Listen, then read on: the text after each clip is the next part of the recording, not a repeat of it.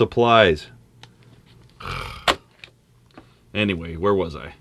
So we're there the first day. We go out to dig some trenches, and one of the guys in the community brings out this equipment for us. A spoon. That's how bad the equipment was. I couldn't believe it.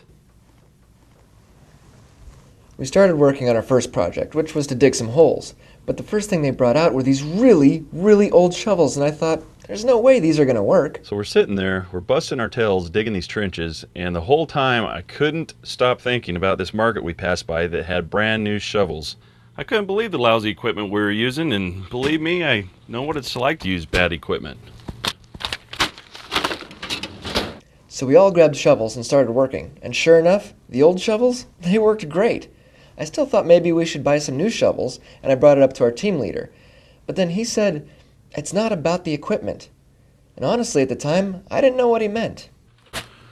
So I got everybody on the team to pitch in a few bucks, and we went and bought some new shovels. So we started working alongside the members of the community. And through one of our translators, I had a conversation with a man named Jose.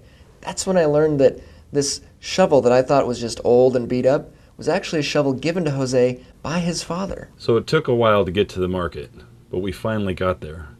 Once we were there, we bought every shovel that they had. Then we hurried back, and we had a little bit of time to spare. But when we gave them the shovels, we didn't get the response that we expected.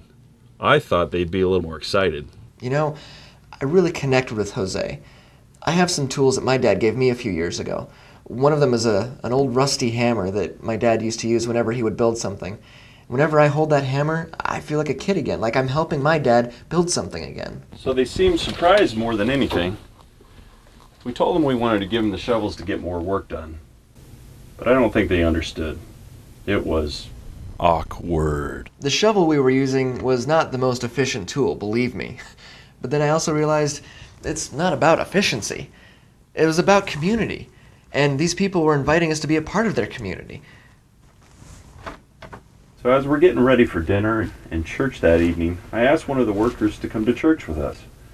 He told me that only women and children go to church and that he didn't want to go. I wanted to talk to him about spiritual leadership, but it didn't seem like the right timing. After we were done working that day, I asked Jose if he wanted to go to church with me that night. And he said, usually only his wife and kids go to church. But that night, he was going to go with his new best friend. Me! I was totally blown away. We worked really hard that week, but we didn't finish our project. I don't know if we did what we were supposed to, but hey, they got some nice shovels out of the deal. You know, I'm kind of like one of those old shovels. I don't understand the language, I don't understand the culture, and I'm not the most efficient tool God could use. But in His hand, even I can be used.